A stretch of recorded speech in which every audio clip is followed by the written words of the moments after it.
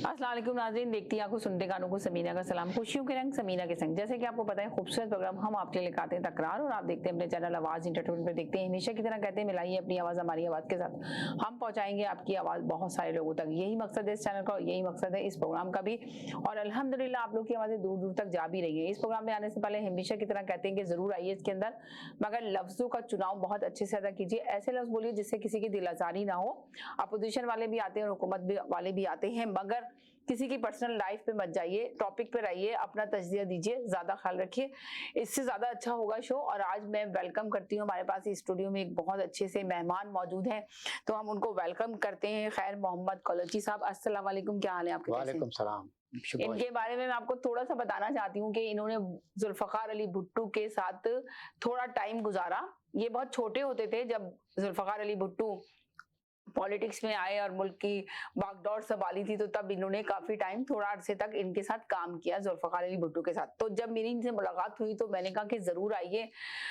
जुल्फकार अली भुट्टो ने एक बहुत बड़े लीडर थे पाकिस्तान के और उन्हें बड़ा नाम बनाया, तो मैंने इनको अपने शो में दावत दी और मदऊ किया कि आप जरूर अपना टाइम निकाल के थोड़ा टाइम आइए और बताइए ऑडियंस को, जो देखने वाले सुनने वाले हैं वो सुनना चाहते हैं कि जब जुल्फकार अली भुट्टो पॉलिटिक्स में थे तो उन्होंने किस तरह पॉलिटिक्स को कैरी किया और किस तरह अपना नाम बनवाया।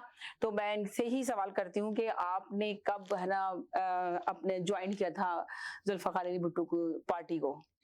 जुल्फकार अली भुट्टो की पार्टी जिस वक्त मकबूल हुई या जी। लॉन्च हुई या काम करने लगी, तो उस वक्त हम कॉलेज के स्टूडेंट थे ओके। और हमारा जो शहर था जी। वो जुल्फकार अली भुट्टो के हल्का इंतखाब में था। हम्म। जाहिर है वो इलेक्शन कैंपेन के सिलसिले में हमारे शहर आते थे, जी। तो मेन जो उसका कन्वेंसिंग का जो वर्कफोर्स था वो हम स्टूडेंट ही थे, जो उनके साथ रहते थे, जो उनके मतलब इलेक्शन के काम संभालते थे। जी जी जी जी। तो वो 15-20 दिन बाद मुल्क का दौरा करके हमारे शहर जरूर आते थे, क्योंकि हल्के का वो एक अच्छा बड़ा शहर था जी। और काफी वोट थे वहां पर। ये रीजन है कि उनका आना जाना ज्यादा होता था। तो वो हमसे आके मकामी पॉलिटिक्स के लोगों के मतलब रुझान का पता करते थे। जी। और फिर उनमें एक ये खूबी थी कि जी। वो हर एक के मतलब मोहल्ले में, डेरे में, पड़ोस में जाते थे। अच्छा। तो वहाँ रवाज है मुल्क के जी। बहुत हिस्सों में कि हर मोहल्ले में एक डेरा या उताक सिंधी में कहते हैं, जी जी जी। वो होती है, जहाँ लोग बैठकर मिल बैठकर बातें करते हैं। तो हर गली में को 2 या 3 उताक होती हैं, तो वो हर जगह जाता था, जी। हर कबीले के पास जाता था, हर इलाके में जाता था, गाड़ी में, कहीं कहीं पैदल, वहाँ उन लोगों के साथ बैठता था, उनसे वोट मांगता था, उनसे बातें करता था। जी। कहीं जरूरत पड़ी दावत की किसी ने तो उसने खाना समझो खाया। 2-3 बार हमने उनको साथ शहर में खाना खाया, मिल बैठे। जी। तो पहली बार जब मैंने उनको देखा ना, तो वो बाय इलेक्शन में अपने एक रिश्तेदार के लिए कौमी असेंबली की सीट के लिए वोट मांगने आए थे हमारे एक काउंसलर से। जी। उस जमाने में बेसिक डेमोक्रेसी थी, अयूब खान के जमाने में। जी। तो वोटर जो होते थे वो, ये भी सिंधी बहुत अच्छी बोलते हैं, आपसे मैंने कहा ये भी सिंधी में आपसे बात करेंगे जरा। तो जी। काउंसलर बीडी में तो बेसिक राइट। डेमोक्रेसी में काउंसलर ही जो है ना वोट देते थे। जी। तो उनका वोट लेने आया था, तो हमने पहली बार देखा उसको करीब से। वेरी सिविलाइज अंदाज में आया, मिला, उनसे वोट मांगा, उसने उनको अश्योरेंस दी। फिर लोगों ने कोई मुतालबे किए, को बातें की, बड़े खंदा पेशानी से उनको जवाब दिए। फिर गाड़ी में उन प्रोटोकॉल, उस जमाने में ना अमन अमान का मसला था, न इतना को प्रोटोकॉल का के दिन थे, फिर गाड़ी में बैठकर चला गया। फिर जब पॉलिटिक्स होने शुरू की, तो मैं एक दिन लाड़काना में गया था, तो मैं उनके बंगले के पास से गुजर रहा था। ऐसे ही मुझे ख्याल आया, मैंने उसको, उनके नौकर को कहा कि भुट्टो साहब हैं? हाँ है। मैंने कहा मिलना चाहता हूँ। जाओ जाओ अंदर बैठे हुए हैं ड्राइंग रूम में। अच्छा। तो यानी उसके नौकर के रवैये से लग रहा था कि वो रोक टोक नहीं थी, रोक टोक नहीं थी और आजादी से मिल सकते थे और आवाम के मसाइल को भी हल करते थे। वो अपनी जगह उस वक्त इसीलिए देखे ना, अभी तक सिंध में आप देखे ना, भुट्टो जिंदा है। एग्जैक्टली। जी। तो असल में ये है कि वो उस वक्त तो कोई वजीर तो नहीं थे, लेकिन ये है कि छोड़ चुके थे वज़रात, लेकिन उनका रवैया मिलने जुलने का, कि नौकर ने कहा चले जाओ बैठा है। मैं गया, मैं सलाम किया तो उठ के हाथ मिलाया, फिर मुझे बैठने को कहा, मैं बैठ गया। क्या हाल है, खैर खैरियत पूछी, फिर कोई लोग थे उनसे बातें करने में लग गए। मैं 8-10 दिन बैठा रहा, फिर मैंने कहा मेरा कोई काम शाम तो है नहीं, तो फिर मैं जो है ना वो उनसे इजाजत लेके चला आया। और उसके बाद फिर इलेक्शन में हमारे जो है ना उनकी जब हमने कन्वेंसिंग की जी, तो वो करीब से देखा, हर गरीब आदमी से मिल रहे हैं, बड़े आदमी से मिल रहे हैं, हर जगह जा रहे हैं, रवैया उनका बिल्कुल समझो एक फ्रेंडली होता था लोगों के जी, जी, साथ। जी। हर जगह जाने को, गर्मी है सर्दी है वो फील नहीं करते, मेहनत बड़ी उन्होंने। टॉपिक क्या है? आज का टॉपिक तो ये है कि इमरान खान ने जो है ना एस्टेब्लिशमेंट से जो है ना बात करने का इजहार कर दिया है, तो क्या इसका ये मतलब है कि इमरान खान वापस आ रहे हैं? मगर मेरे साथ ये जो जुल्फकार अली, देखिए मेरे साथ एक गेस्ट है, एक मेहमान है, तो आपकी सिंधी बहुत अच्छी है तो आप इनसे सिंधी में कर सकते हैं। तो इन्होंने जुल्फकार अली भुट्टो के साथ काफी टाइम अपना गुजारा है, तो मैंने इनको बुलाया कि थोड़ा उनकी जिंदगी के बारे में बताएं कि अभी तक भुट्टो सिंध में जिंदा है, लोगों के दिलों में जिंदा है और एक बहुत बड़ा लीडर था। भुट्टो का एक वाकया सुना देता हूँ मैं आपको, भुट्टो का एक वाकया सुना देता हूँ। जी भुट्टो का वाकया है, भुट्टो दुबई में स्पीच कर रहा था, तकरीर कर रहा था। जी साईं बस ठीक है ना, खैरियत साईं, तव्हां महिरबानी, तव्हां अचो असांजे प्रोग्राम में, तव्हांखे वेलकम कयो था। काथे हुआ साईं? साईं मेहरबानी मेहरबानी साईं, मेहरबानी। काथे बैठो साईं? तते गाड़ी मोरी मां पर प्रियालो मां काथे गोठ खाने आता हो? वोट साईं लाड़काने जिले में बॉर्डर शहर। माशाल्लाह साईं माशाल्लाह। ॿियो सभु खैरियत आहे न? सब खैर अल्लाह। परमानेंट न मां हिते मतलब सिटीजन आया 2001 खां रहा तो हिते। माशाल्लाह माशाल्लाह। यहाँ के सिटीजन है भाई जी। अच्छा, मसला ये है कि भुट्टो साहब दुबई में तकरीर कर रहे थे। जी जी। मैं आपको बताता हूँ पाकिस्तान को कैसे प्रमोट किया जाता है लोगों। तो तकरीर करते करते उसकी नजर पड़ी एक आदमी पे जो छुपके छुपके तकरीर सुन रहा था। तो भुट्टो ने उसको आवाज दी, इधर आओ, इधर आओ। उसके हाथ में टेप रिकॉर्डर था, उसने लोगों को बोले किसको बुला रहे भुट्टो साहब? बोले कि तुमको बुला रहे हैं। बोला भाई मेरे पास तो ना वीजा नहीं, मैं तो लॉन्च पे आया हूँ आदमी, मुझे क्यों बुला रहे हैं? मेरे को मरवा देगा ये। बोला नहीं तुमको बुला रहे हैं, पुलिस वाले आ गए। चलो भुट्टो साहब बुला रहे हैं, तकरीर के बीच में क्राउड के बीच में उसको लेके आ गए। क्या बात है, तुम मुझे छुप छुप के क्यों देख रहे हो? भुट्टो साहब ना मेरे पास वीजा है ना कुछ है, मैं तो लॉन्च पे आया हूँ आदमी, आप मुझे मरवाओगे क्या?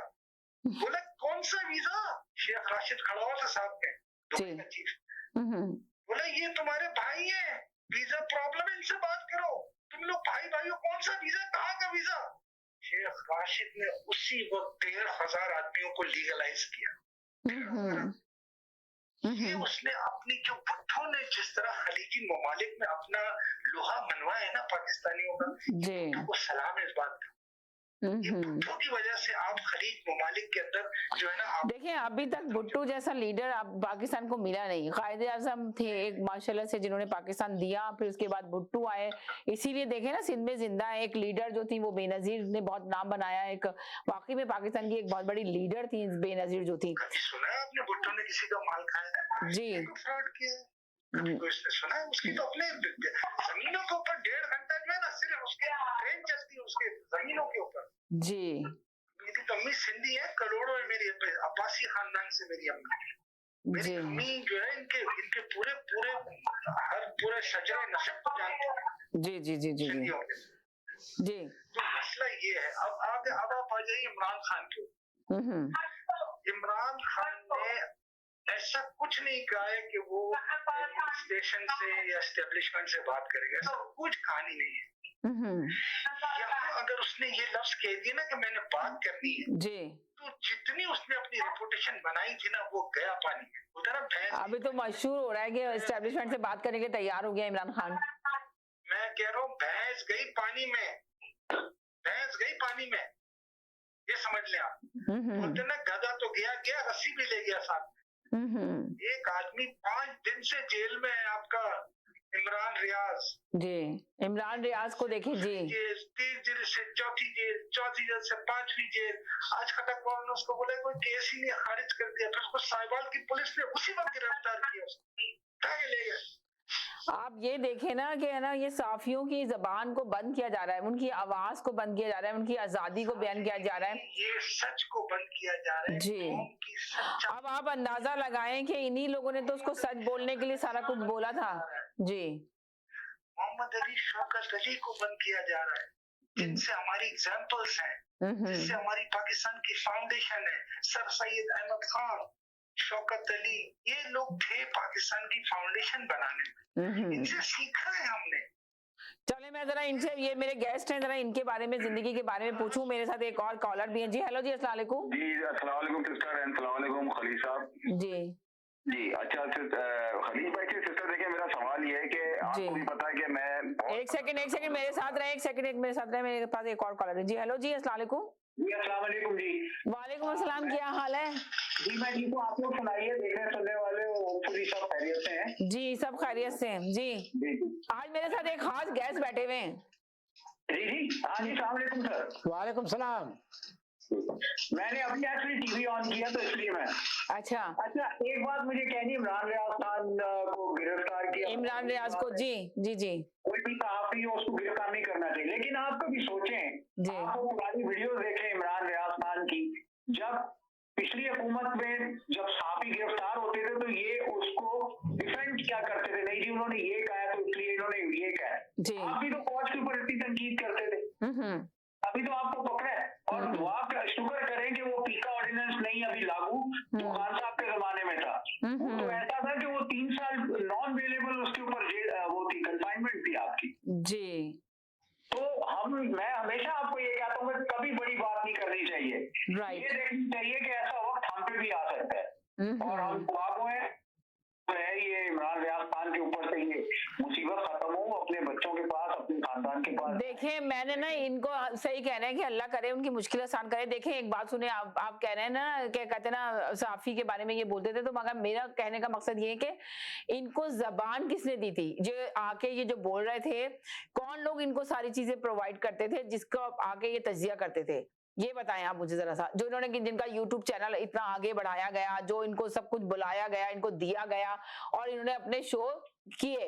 अब जब उनको लगा कि जी इन्होंने ही तो कहा कि इनको चोर कहो, इनको डाकू कहो, और इनको सारी चीजें दे रहे थे कि, तो उन्होंने चोर और डाकू करके सारा अपना शो चलाया। अब देखेंगे सारी चीजें किस बात से इनसे छीन ली गई और इनको गिरफ्तार भी करा लिया गया। साफी को कहा गया था ना, जिस तरफ से कहा गया जी कि आप दूसरी पार्टी को चोर डाकू कहें, भाई वहां तक तो ठीक था, राइट, लेकिन जब आपने उल्टा उन्हीं के ऊपर आपने वो कर दिया है कि उनको आप कहना शुरू कर दिया आपने जी कि जी घर तबाह हो रहा था तो वो चौकीदार सोया हुआ था तो फलाना था तो हाँ, घर पे डाका डल गया। इन्होंने ये भी अपने बयान में कहा, सही कह रहे हैं आप, इन्होंने ये भी अपने बयान में कहा कि डाका डल गया और है ना, क्या कहते हैं, सोए हुए थे, चौकीदार सोए हुए थे, उन्होंने ये जुमला यूज किया था कि डाका पड़ गया और चौकीदार सोए हुए थे। समीना जी मेरी इस बात से कोई पाकिस्तानी डिनाई नहीं कर सकता कि पाकिस्तान में जो रिजीम चेंज होता है वो करने वाला एक ही इदारा है, और वो पाकिस्तान के अंदर ही है। और पहले से लेकर इमरान खान तक की पिछली और अब तक की गवर्नमेंट जितनी भी आई है उन्हीं की मर्जी से आई। ठीक है, सही कह रहे हैं, उन्हीं की मर्जी से आई है। मगर इमरान खान का जो ये बात आजकल मशहूर हो रही है कि वो एस्टेब्लिशमेंट से बात करने के लिए तैयार है, तो ये कहां तक आपको सच्चाई नजर आ रही है? अभी एक कॉलर ने तो कहा कि किसी सूरत भी अगर बात की, सुनते थे कि बैकडोर है, डिप्लोमेसी चलती है, और ये हर कोई कर रहे हैं, इसमें कोई ऐसी कोई बुरी बात नहीं है अगर इमरान खान दोबारा अगर वहां से कांटेक्ट कर रहे हैं, क्योंकि मेन इदारा ही वही है जहाँ से हुकूमतें बनती और गिरती हैं। अब इसमें कोई दो राय नहीं है। सही, ठीक है ना?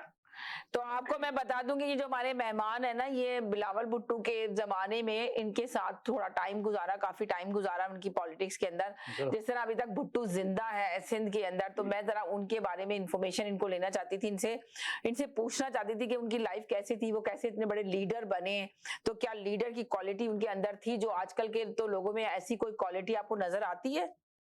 ये भुट्टो साहब की बात कर रही हैं जी, जुल्फकार अली भुट्टो जो दुनिया से चले गए, जो हम सुन रहे हैं आप पूछते हैं बिल्कुल जी यकीन है। अगर आपके भी जहन में कोई सवाल हो तो जरूर पूछिएगा, नॉलेजेबल कोई भी अगर पूछना चाहते हैं उनकी जिंदगी के बारे में कोई भी क्वेश्चन हो तो जरूर कीजिएगा। ठीक है, बहुत शुक्रिया, थैंक यू। मेरे साथ एक कॉलर है जो आपसे क्वेश्चन कर रहे थे, मैंने इनको होल्ड पर डाल दिया था। जी जनाब, जी खलील भाई से मेरा सिस्टर सवाल ये है कि आपको भी पता है कि मैं जुल्फकार अली भुट्टो का बहुत बड़ा फैन हूँ, राइट, और मेरे पूरी फैमिली, अगर खलील भाई भी शायद जानते होंगे, नसीम हैदर से होते थे सिंध के प्रेसिडेंट, और उनका न्यू जर्सी में एक्सीडेंट में डेथ हो गई थी 1978 में। तो मेरा खलील साहब से ये सवाल है सिस्टर कि जी। तो इन्होंने इस नाम को तो देखिए बिगाड़ दिया है कि वो पार्टी अब सिर्फ जो है एक सूबे की पार्टी रह गई है और सूबे से अब इलाके की पार्टी हो गई है। क्योंकि जुल्फकार अली भुट्टो एक इतना बड़ा नाम होता था सिस्टर कि अगर वो खंबे को बोले खंबा को वोट पड़ जाते थे। ये मगर ये जुल्फकार अली भुट्टो ने ये पार्टी बनाई थी गरीबों के लिए। उन्होंने आपने अभी खुद खलीजी साहब ने बताया कि वो गरीबों में इस तरह उठते बैठते थे कि जैसे उनके घर के फर्द हो। सही है, तो मगर ये आज का जो दौर है सिस्टर ये पीपल्स पार्टी का, तो खलीजी साहब इस पर जरा रोशनी डालेंगे कि ये वो वक्त क्यों नहीं याद करते अगर जरदारी ने इस पार्टी का नाम रखना है, कायम रखना है। और दूसरी बात मेरा एक और इनसे सवाल ये है सिस्टर कि ये अगर बिलावल की जगह बख्तावर को लेके आते तो ये पार्टी और ऊपर परवान करती या नहीं करती? जी, क्या कहेंगे आप सर? देखा जी, सबसे पहले मैं करेक्ट कर दूं, मेरा नाम खैर मोहम्मद कोलाची है। कोलाची, जी। और कोलाची साहब, हाँ, अच्छा, दूसरी बात यह है कि खैर मोहम्मद कोलाची अब उस वक्त के पस मंजर में चीजों को देखें जी। सबसे पहले तो भुट्टो जब इलेक्शन लड़ा तो पहली बार लोगों को वोट देने का हक मिला था पाकिस्तान में। सही। वरना तो पहले एलिट वोट देते थे। तो मिला तो एक आम आदमी जब इन्वॉल्व हुआ तो एक्साइटेड हुआ। राइट। तो जब एक आम आदमी जिसकी अप्रोच थानेदार तक नहीं होती थी, किसी वडेरे तक नहीं होती थी, उसमें अगर मुल्क का बहुत बड़ा लीडर वो आके उनके पास बैठ जाए, उनको गले लगाए, तो डेफिनेटली लोग एक्साइटेड हो गए थे और उनसे ज्यादा उम्मीदें बांधी थी। और वो उम्मीदें कुछ पूरी भी यूं हुई कि जब वो इक़्तिदार में आए तो उन्होंने रोजगार के हवाले से, तरक्याती काम के हवाले से या मुल्क को इंटरनेशनल पॉलिटिक्स के हवाले से काफी सारे उन्होंने ऐसे काम किए। मिसाल के तौर पे रोजगार के हवाले से देखें कि उन्होंने पासपोर्ट जो है ना आम किया जी, वरना पासपोर्ट किसको मिलता नहीं था। राइट। जब कोई पासपोर्ट आम आदमी को मिलना शुरू हुआ तो मिडिल ईस्ट गए। खैर मोहम्मद साहब, सॉरी टू इंटरप्ट यू, मैं आप जो बात कह रहे हैं मैं एग्री हूँ। मैं तो कह रहा हूँ पाकिस्तान में ऐसा लीडर ही नहीं आया, बल्कि दुनिया में अगर कुछ लीडरों के नाम हो तो उनमें भुट्टो साहब का नाम भी आएगा। मगर आज की जो पीपल्स पार्टी की सियासत जो है, मैं उस पर आपसे सवाल मेरा ये है कि वो इस चीज को फॉलो क्यों नहीं कर रही जो भुट्टो साहब ने करी या बीबी शहीद ने करी? देखें, पहली बार यह कि सब भुट्टो तो नहीं है, उसमें सलाहियत थी, इनमें सलाहियत नहीं है। सही कह रहे हैं आप, जरदारी को देख लेना।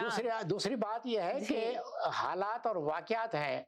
जुल्फकार अली भुट्टो तो ताकतों से टकरा गया, उसमें सलाहियत थी। अब ये टकराने के बजाय कंप्रोमाइज करते हैं।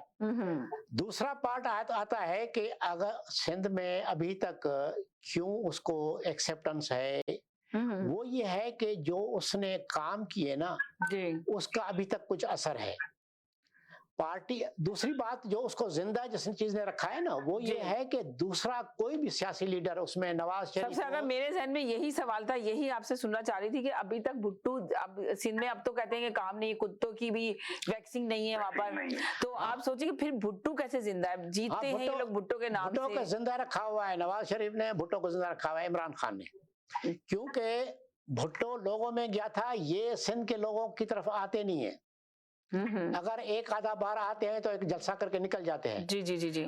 जिस तरीके से भुट्टो अवाम में गया, अगर कोई पाकिस्तान का दूसरा लीडर यूं अवाम में जाएगा तो डेफिनेटली उसको भी एक्सेप्टेंस मिलेगी जी। लेकिन लोग उसकी जगह तो लेना चाहते हैं, लेकिन उस वाला काम तो नहीं कर रहे ना। तो मोहम्मद साहब, आपके ख्याल से जो इनकी बेटी बख्तावर है जी, क्या वो इस सियासत में आने के लिए मौजूद नहीं थी पीपल्स पार्टी के लिए? कि जो मुझे लगता है कि उसकी शख्सियत थोड़ी बहुत बेनजीर भुट्टो शहीद में मिलती है। देखो, ये जो बातें, ज़ाहिर है मैं तो उनसे नहीं मिला, जो बातें वहाँ चलती हैं कि वो बख्तावर जो है ना वो इंटरेस्टेड नहीं है, न उसमें कोई लीडरशिप की सलाहियत है। आसफा छोटी वाली को जी। आसफा डेफिनेटली देखें ना, हमारे सोसाइटी में जब जरदारी का एक बेटा है तो उस सोसाइटी में पाकिस्तान में सबसे पहले बेटे को प्रेफरेंस दी जाती है हर बात में। तो वो उसको उन्होंने प्रेफरेंस दी है, उनसे आसफा से बड़ा भी है। अब आसफा को भी वो कहीं न कहीं मौकों पे जलसे में, कहीं फ्यूचर में कौमी असेंबली के कोई इलेक्शन में भी उसको तैयार कर रहे हैं किसी हल्के से, तो यकीनन उसको भी वो इम्पोर्टेंस दे रहे हैं। लेकिन बिलावल क्योंकि उससे बड़ा है और हमारी सोसाइटी जो भी है पाकिस्तान की, उसमें बेटे को खानदान में थोड़ी सी प्रेफरेंस मिलती है मेरे ख्याल में। भाई, मैं आपकी इस बात से इत्तेफाक इस वजह से नहीं करूंगा कि जुल्फकार अली भुट्टो शहीद के भी दो बेटे थे, शाहनवाज, मुर्तजा। तो ये तो ही मैं आपसे बात कहना चाह रहा हूँ ना कि बेनजीर में सलाहियत थी, तो मुझे तो कहीं नहीं लगता कि ये बिलावल भुट्टो के अंदर कोई सलाहियत है कि जिस आदमी को उर्दू बोलनी नहीं आती हो। तो आपको लगता है कि बिलावल भुट्टो में सलाहियत है या सिर्फ वो अपने नाना का नाम यूज कर रहा है? देखिए, पीपल्स पार्टी तो भुट्टो का नाम लेके जिंदा है जी। अब वो चीज तो नहीं है, न वो काम है न वो अप्रोच है, लेकिन एक मैंने जैसे अर्ज किया, एक तो वो उसकी लेगेसी है, उसको एक कैश करवा रहे हैं, दूसरा उसको रिप्लेस करने के लिए कोई आ भी तो नहीं रहा ना जी। अगर कोई रिप्लेस करने के लिए दूसरा आए तो बाकी रह गई आसफा को आगे लाने की। अब जाहिर है पार्टी पे खानदानी असर है जी।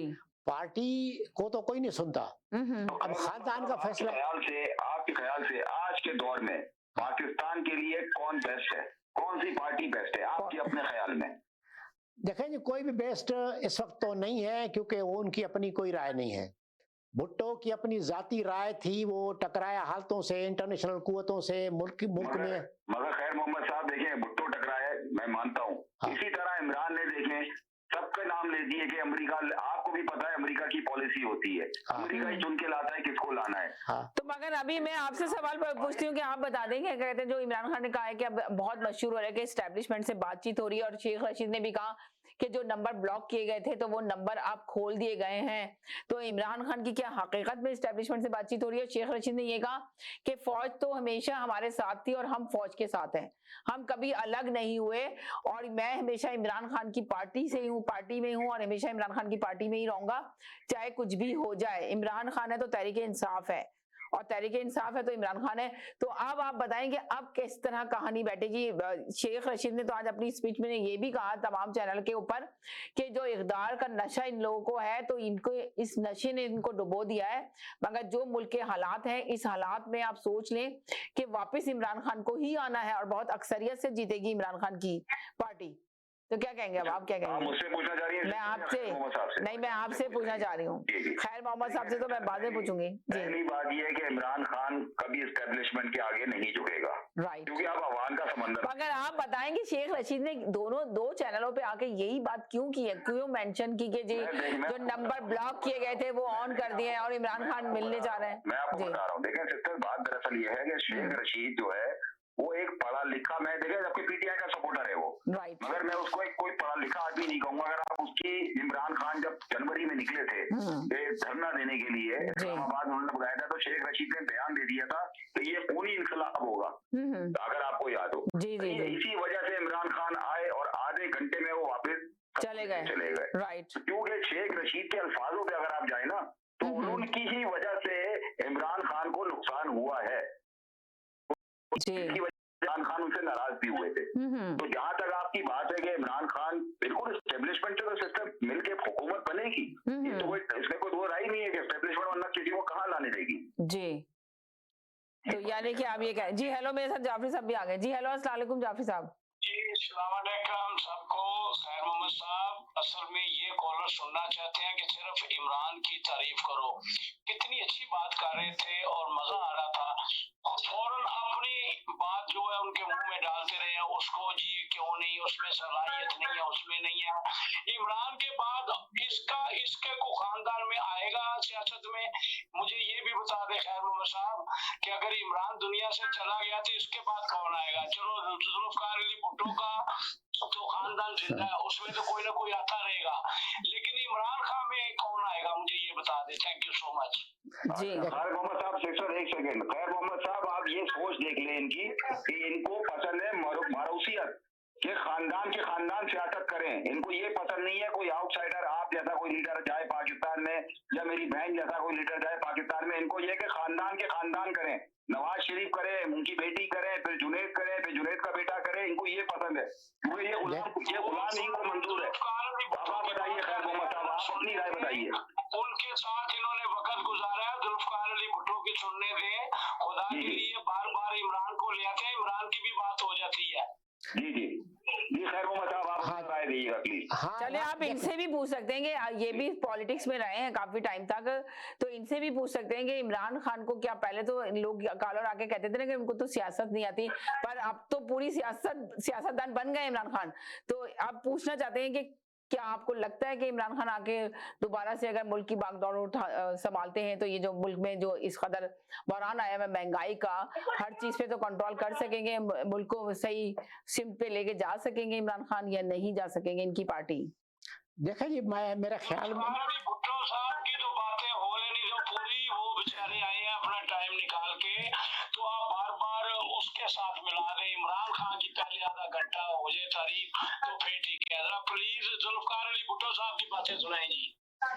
हाँ जी, देखें जुल्फकार अली भुट्टो को जो मैंने समझा या देखा, तो वो जो है ना, एक तो पॉपुलर इसलिए हुआ कि उसने अवाम के पास वो गया, अवाम की बात की। मिसाल के तौर पे रोटी कपड़ा मकान की बात की, तो आम आदमी की बात थी, आम आदमी की। सही। और अगर उसने इंडिया से लड़ने की बात की तो वो हमारा मुल्क की दफा का मामला था। अगर मुल्क है तो हम भी हैं जी। तो ये दोनों बातें लोगों को अच्छी लगी, और प्रैक्टिकली जब वो इक़्तिदार में आए तो तरक्याती कामों को देखें। सबसे ज्यादा 4 सालों के अंदर तरक्याती काम जो उन्होंने करवाए, दूसरी कोई गवर्नमेंट इतने तरक्याती काम नहीं करवा सकती, जबकि अपोजिशन हर वक्त उसको बैठने नहीं देती थी जी। उसके बाद स्टील मिल लगाना, पोर्ट कासिम बनाना, और कई अदारे, शनाख्ती कार्ड हो, एयरपोर्ट सिक्योरिटी फोर्स हो, अगर आप गिन लेंगे तो बहुत सारे काम उसके खाते में जाते हैं। तो मोहम्मद साहब, आप इस पर भी जरा रोशनी डाल दें कि जो आपके शहबाज शरीफ ने भुट्टो साहब जैसी एक्टिंग करने की कोशिश करी थी माइक गिराने की, क्या वो उसमें कामयाब हुए हैं अभी तक या नहीं हो पाए? देखें जी, आप एक बात समझ लें कि ये शहबाज शरीफ की तरफ आप लेके जा रहे हैं, इनको भुट्टो की सुन लो, पता नहीं इनको बुगले भुट्टो है। भुट्टो की बात हो रही है, भुट्टो की सुने आप। शहबाज शरीफ कभी किसी की तरफ ले जाते हैं, कभी किसी की तरफ। भुट्टो की बात मैं पूछना चाह रहा हूँ उनसे, पूछना चाह रहा हूँ जो वो एक्टिंग करते हैं, मुझे जवाब देने दें सर। क्या पूछना चाह रहे हैं? वो बात कर रहे हैं, उनको फौरन आपने कट कर दिया कि आप शहबाज शरीफ की ये बताएं, उनको बताने दें जरा, फिर आपके सवाल का जवाब देंगे। चले जी, मैं शहबाज शरीफ का जवाब देता हूँ। देखें जी, दुनिया में कोई कहे मैं माउज़े तंग बनना चाहता हूँ लेकिन वैसा काम न कर सके। बड़ा आदमी जो है ना वो कभी कभी पैदा होता है, हर वक्त नहीं पैदा होता। जी जी, बहुत प्यारी बात की। हाँ, आइडियालॉजी जो है ना, आइडियालॉजी पे को लेकर पर्सनालिटी है जो एक सलाहियत रखता है, हर आदमी कोई वैसे नहीं होता। कॉपी कर ले। देखो, भुट्टो का स्टाइल को भी कॉपी करने की कोशिश की गई, लोगों से कैसे मिलता था मैं भी वो कर लूं, लेकिन वो मसनूई होता है, वो कॉपी होती है। भुट्टो एक ही पैदा हुआ था, बस तुम्हारा वैसा भुट्टो नहीं आएगा। बिल्कुल आपकी एक सेकंड होल्ड करें, मेरे साथ ही रहें जी। हेलो जी, अस्सलाम वालेकुम। वालेकुम अस्सलाम जी, क्या हाल है आपके, कैसे? मैं ठीक हूँ, आप सब लिसनर को अस्सलाम वालेकुम जी। मैंने ये जो भी भाई साहब है जिन्होंने शहबाज शरीफ का पूछा सवाल जी, इनका जवाब देंगे आप? मैं इसलिए कि इनका वो मेरे भाई ने अच्छा सवाल किया कि आपको बुग़्ज़ नवाज शरीफ है जी, और इन्होंने देखे अब इमरान खान भी तो रियासत मदीना के एक्टिंग करता था, तो क्या वो बन गया? ये मेरा ख्याल है काफी जवाब है। और ये बड़ी अच्छी माशाल्लाह, ये आपने जो मेहमान बुलाए बड़ी अच्छी नॉलेज शेयर कर रहे हैं जी। इनको से जिंदगी दे। आपको अगर कोई और भी कुछ पूछना है तो पूछ सकते हैं आप इनसे, कोई ऐसी बात। अभी मुझे बस उन्हीं को जवाब देना होता है जी। वो गलत सवाल ना करें, प्रोग्राम को ना देखें, नॉलेज शेयर करें। उन्होंने वो सिर्फ क्या होता है कि वो मक्खी पकड़नी होती है, मक्खी पे मक्खी मारनी होती है, तो मैंने कहा मैं भी इनकी तरह वो तसल्ली कर दूं। और खैर वो जाफरी साहब ने बड़ा अच्छा जवाब दिया। आप प्रोग्राम जारी रखें, अभी सवाल होंगे भी। चलें जी, चले जी। असल में ये है कि जैसे भुट्टो की बातें हो रही थी ना, देखो इलेक्शन से पहले तो गरीब आदमी को से प्यार की हर कोई बातें करता है जी, लेकिन इलेक्शन के बाद उसको कोई याद रखे, राइट, तभी वो लीडर कहलाता है। मुझे अच्छी तरह याद है 2 वाकयात 3 मैं आपसे शेयर करूंगा जी, कि भुट्टो जब मोहनजोदड़ो से आता था तो रास्ते में एक झुग्गी थी, उस झुग्गी पे पीपल्स पार्टी का झंडा लगा होता था। ये गुजरता था, देखता था। जब वो प्रेसिडेंट बना और पहली बार आ रहा था गाड़ियों के काफले में, उस झुग्गी के पास आया तो उसने कहा गाड़ी रोको। उतरा, उस झुग्गी में गया। वो जो गरीब आदमी था बेचारा होटल चाय का चलाता था, उसको गले लगाया, उसको कहा बाबा चाय पिलाओ मुझे, राइट। उसके साथ बैठकर चाय पी और कहा कि मेरे खर्चे पे उसको होटल बना दो, और उसको पक्का होटल बना के दिया गया। तो ये अभी भी जो है ना वो समझो होटल है और लोग जाते रहते हैं। तो कहने का मतलब ये जो भुट्टो को जिंदा है, तो वो जो इक़्तिदार में आने के बाद भी उसने वही काम मतलब कंटिन्यू किए। यानी कि वो उसने जो अपनी है ना इक़्तिदार में आया, जब लीडर बना तब भी उसने अपने कामों को जारी रखा। जब वो ये जद्दोजहद कर रहा था मुल्क संभालने की और आना चाह रहा था इक़्तिदार के अंदर, तो आने के बाद जैसे लोग कुर्सी संभालते हैं इक़्तिदार में आ जाते हैं मगर काम नहीं कर रहे होते। मैं एक और आपको वाक़या बताऊंगा, ये बहस तो आपके सियासी चलते रहते हैं, चलते रहते हैं। हम जब हम आज लेकर भी आपको इसीलिए आए हैं, आपको एक बात बता दें लोगों, देखने वालों, सुनने वालों को, कि हम इस वजह से इनको लेकर आए आज प्रोग्राम के अंदर कि हम ये जानना चाहते हैं कि आखिर भुट्टो लोगों के दिलों में क्यों जिंदा है, वजह। तो इस वजह से मैंने कहा कि इनको पता है, तो ये बताएं। तो जी, इलेक्शन वाला दिन था, हम कन्वेंसिंग में लगे हुए थे वोट कास्ट करवाने में उनका हल्के में। तो जाहिर है सब लीडर अपने अपने हल्कों में बिजी थे, तो वो जुल्फकार भुट्टो अकेला ही, ये दो बेटे शाहनवाज और जो है मीर मुर्तजा के साथ, वो छोटे थे जी, और तीनों आदमी ड्राइवर था, पहुंच गए। हम दौड़े, हमने कहा कि जी ये जो मुस्लिम लीग का जो लीडर है ना, वो पोलिंग स्टेशन पे गड़बड़ करवा रहा है, खासतौर पे लेडीज पोलिंग स्टेशन पे। भुट्टो ने उसको जो है ना एक दो अफसर को कहा कि यार ऐसा नहीं होना चाहिए, वरना फिर मैं शिकायत करूंगा तुम लोगों की। खैर जब ये इलेक्शन तो वो जीत गए, एक महीने के जब प्रेसिडेंट बने तो एक महीने बाद हमारे शहर में आए और उन्होंने अवामी कचहरी आके की। जी, 200-400 आदमी थे उसमें। तो वो जो अपोजिशन, हमारे शहर का अपोजिशन लीडर था और जिसने ये गड़बड़ की थी उसके खिलाफ वोटों के हवाले से, वो भी अपने बेटे की नौकरी की दरखास्त लेके पहुंच गया। तो किसी ने कहा सर ये वही आदमी है जिसने इलेक्शन पे गड़बड़ करा के आपके खिलाफ वोट डलवाए थे और दादली की थी और आपको हरवाने की पूरी कोशिश की थी। तो उसने देखा कि ना अच्छा वो तुम वो हो। उस आदमी ने कहा सर आप तो सब आपके हैं, मैं आपकी पार्टी में आना चाहता हूँ। उसने कहा पार्टी में तेरी कोई गुंजाइश नहीं है, बाकी रह गई तेरे बेटे की नौकरी, वो उसका हक है, लाओ दरखास्त। उस पर नोट लगाया कि प्लीज अपॉइंट हिम। तो उसके बेटे को उसने नौकरी दे दी, लेकिन उसने कहा तुम जल्दी में हमारे मतलब पार्टी में नहीं आओ।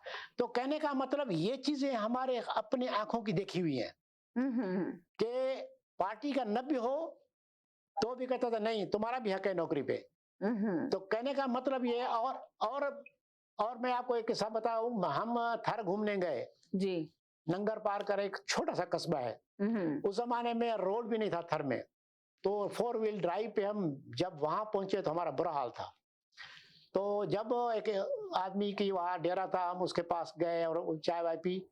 वो बता रहा था कि भुट्टो मेरे पास यहाँ 4-5 बार आया था और जब प्रेसिडेंट बना तो मुझे इस्लामाबाद बुलाया उसने और कहता था यार मैं तुम्हारे पास आता था, तुम भी मेरे पास आओ। तो जाहिर है वो जब इलेक्शन से पहले उसने ताल्लुकात बनाए तो वो उसने निभाया और उसको भी इस्लामाबाद बुलाया। तो दूर दराज के इलाकों को भी वो भूलता नहीं था।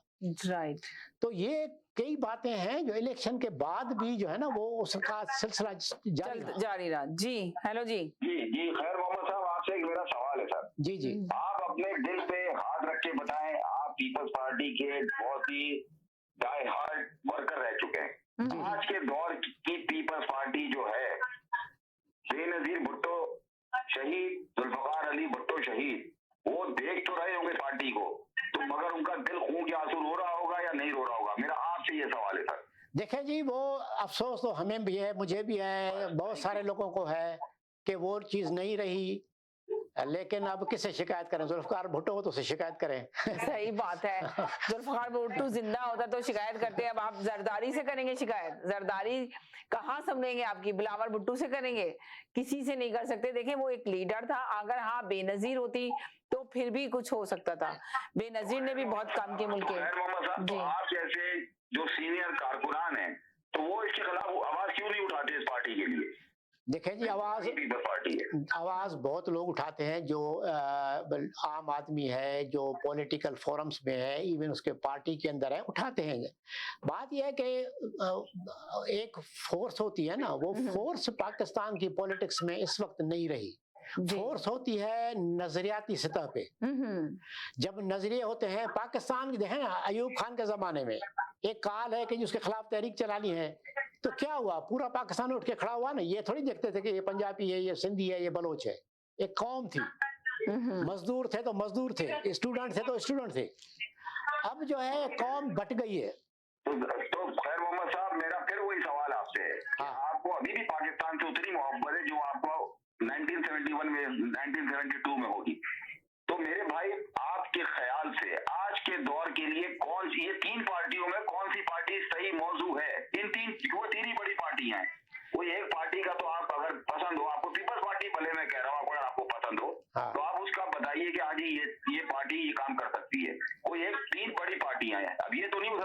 पार्टियां खत्म हो जाएं। अब यही तीनों पार्टियों में से निकल के वजीर आजम मेरा सवाल आपसे है कि जिस तरह आज भाई को लेके आया ना खैर मोहम्मद साहब को, माशाल्लाह अल्लाह ताला इनको जिंदगी तंदुरुस्ती, इन्होंने अच्छी बातें की हैं और सच्ची बातें की हैं एक पाकिस्तानी लीडर के लिए, और सच कहा है, झूठ नहीं कहा। अब एक आधा ले आए अपना इमरान की तारीफ आगे करे कि उसने क्या क्या किया, जरा प्लीज अगर कोई ले खैर मोहम्मद साहब, मैंने आपसे इमरान खान का नाम लिया सर।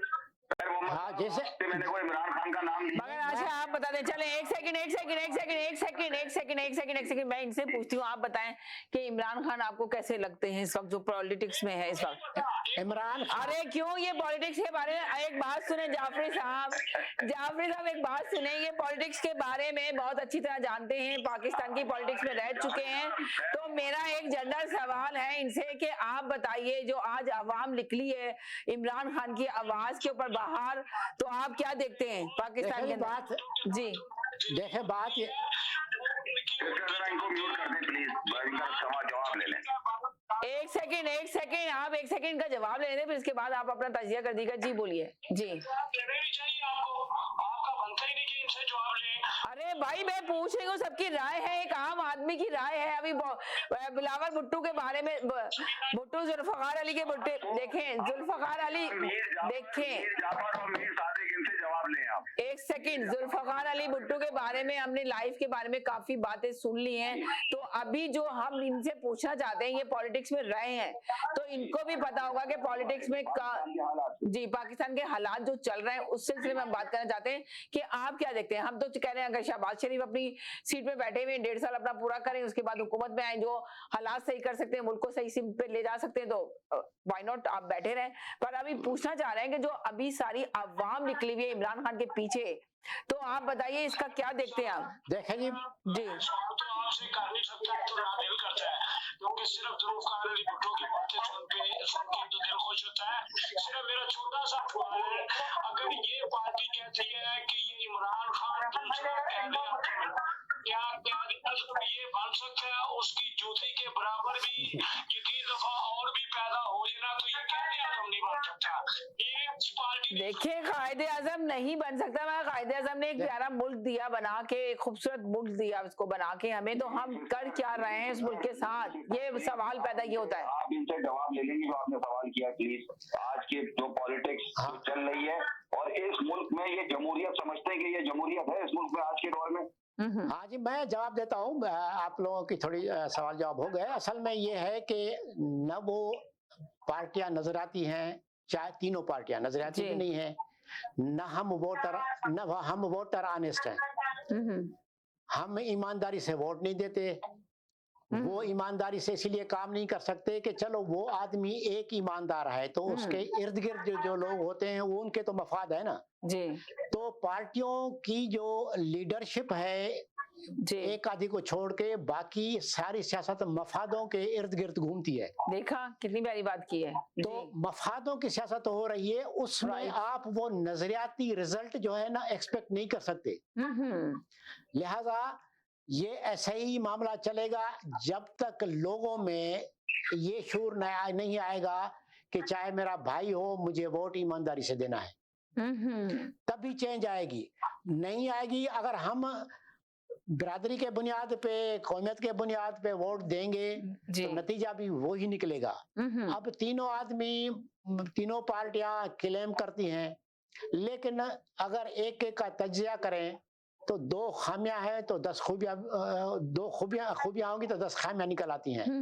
अब जरदारी पे तो 100 इल्जाम है, अब मैं उसकी तस्दीक तो नहीं कर सकता, लेकिन इल्जाम है कि वो करप्ट है।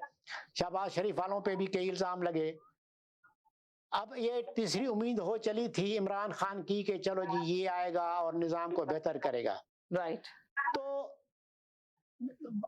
देखा जाए तो इमरान खान ने क्या नजरियाती काम किया, आते ही सीपेक बंद कर दिया जी, और कोई भी ऐसा काम नहीं किया जो एक न्यूट्रल आदमी को मुल्क की मफाद के लिए करना चाहिए जी। अब जो है ना, अब फॉर एग्जाम्पल अगर किसी उसूल पे इमरान खान को खड़ा होना है ना तो उस पुल पे खड़ा रहे जी। एक तरफ वो यहाँ से निकले हैं कि मैं कमर्शियल फ्लाइट में पैसे बचाने के लिए जहाज में, कमर्शियल फ्लाइट में अमेरिका जाऊंगा, रास्ते में सऊदी अरब का जहाज लेके अमेरिका चले गए। वापसी पे उन्होंने कहा तुमने हमारा बयान मर्जी का नहीं दिया, उतरो जहाज से। तो बात यह है कि ये नजरिया जब तक इमरान खान भी लेके नहीं चलेगा जी, तो आधा तीतर आधा बटेर वाली पॉलिटिक्स वो भी कर रहा है। मगर आप इस बात से तो एग्री हो गए क्योंकि आपने दो लोगों को कहा है कि ये करप्ट हैं, मगर आपने इमरान खान को नहीं कहा कि ये करप्ट है। आपने कहा इसका नजरिया जो है वो सही नहीं है जी। तो इसका ये उन्होंने कहा कि दो नजरिए को लेके चलेगा तो नहीं हो सकता जी। नहीं देखेंगे, बात यह है कि मेरी बात सुने दोनों भाई, मिला तो उसके बेटे को जॉब दे दी, तो ये तो इमरान खान तो हाथ ही नहीं मिलाता अपोजिशन से। क्या अपोजिशन ने इसका जाफरी साहब वो एक मोअज़्ज़िज़ मेहमान बैठे हुए, प्लीज आप उनको बोलने दें। आप अपनी तकरीर मत करें, आपकी तकरीर रोज सुनते हैं, जरा उनको बोलने दें। अच्छा मेरे भाई बात सुनो मेरी, देखें जी, जितना करप्ट आदमी मुल्क के लिए नुकसानदा होगा ना, उतना ही ना नुकसानदा होगा। तो एक जो है ना, एक अंदाज का नुकसान या नुकसान देगा मुल्क का, दूसरा नाअहली का भी नुकसान है जी। लिहाजा रिश्वत न लेना कोई खूबी नहीं है। और मैंने ऐसे भी जिंदगी में किरदार देखे हैं जो रिश्वत नहीं लेते थे लेकिन अपनी कारकिर्दगी से अदारों को तबाह कर दिया। उनकी अना, उनका ईगो, उनके गलत फैसले। यानी कि आप ये कह रहे हैं कि इमरान खान अपनी ईगो की वजह से वो कर रहा है, नुकसानात कर रहा है ना, नुकसान कर रहा है वो भी ईमानदार का हम कह सकते हैं कि उसकी कोई रेपुटेशन अच्छी है, लेकिन नाअहली के हवाले से तो फैसले उसके नजर आ रहे हैं ना बेसिकली। तो मुल्क की मफाद के लिए जितना वो करप्ट आदमी खतरनाक है उतना ही नाअहल खतरनाक है जी। वो इन्होंने ये कहा कि इमरान खान का जो जी, मगर खैर मोहम्मद साहब, मैं आपकी बात से बिल्कुल एग्री इत्तेफाक करता हूँ, मगर मेरे भाई इमरान खान ने तो हमेशा, आपको भी इस बात का पता है, और इमरान खान ने हमेशा ये कहा कि मेरे पास इख्तियार है, इख्तियार नहीं है, पावर नहीं है, मेरे पास पावर नहीं है। तो इस बात से तो आप एग्री करते हैं ना मेरे भाई? क्या इस आदमी का पावर नहीं होगी तो छोड़ देता ना, आज के दौर में हो तो पावर नहीं होती तो कुछ नहीं करता, तो वो एक छोड़ देता ना, वो फिर छोड़ देता उसूल औलाद में हो। वो छोड़ कैसे सकता था? उसकी वजह ये थी कि आना इन चोर आगे मुसल्लत हो जाते। वो तो आपको यही बोले जा रहा है ना कि मेरे को हंसी आती थी कि जब मैं सोचता था कि शहबाज शरीफ जो है वजीर आजम बन जाएगा मेरे को हटा के। अब देखें ये बात यह है कि एक आदमी अपने नजरिए, अपने सोच के मुताबिक काम ही नहीं कर पाता और सिर्फ इसीलिए इक़्तिदार में बैठा रहा है कि उसको नहीं छोड़ूंगा, मैं नहीं छोड़ूंगा पे जो है ना हुकूमत करेगा तो काम तो नहीं होंगे ना। एक ईंट भी नहीं लगी थी 3 साल। अगर अवाम साथ थी, उसके इस नारे पे अवाम उसके साथ थी कि कोई तो उठाना, पाकिस्तान में जो आवाज उठाता इमरान खान जैसा आदमी लीडर उठाना कि जो चोरों के लिए आप खुद सियासत जानते हैं, आपको पता है 4 साल होते थे पीपल्स पार्टी के, 4 साल मुस्लिम लीग नून के, 4 साल पीपल्स पार्टी, 4 साल इन्होंने बारियां बानी हुई थी। आप इस बात से एग्री करते हैं या नहीं करते हैं? बिल्कुल। अब तीसरी बार इमरान खान भी हो गई ना, 3 बार हो गई ना। अब तीन जब आई खैर मोहम्मद साहब 40 साल के बाद आई, जब पाकिस्तान खत्म हो चुका था, पाकिस्तान लूट इन्होंने नोच के खा गए थे। देखो ये जस्टिफिकेशंस हर पार्टी के पास होती हैं कि ये जो है ना वो ये कर रहा था तो ये होता। देखे कोई किसी लीडर ने कम नहीं किया। ज़ियाउल हक के जमाने में जब मोहम्मद खान जो ने जो मैं कह रहा हूँ सरबराह का इन सबका, देखा ना, मेरी बात सुन लेना, मेरी बात सुन लेना, सुने 1 सेकंड सुन ले ज़ियाउल हक के बारे में जी।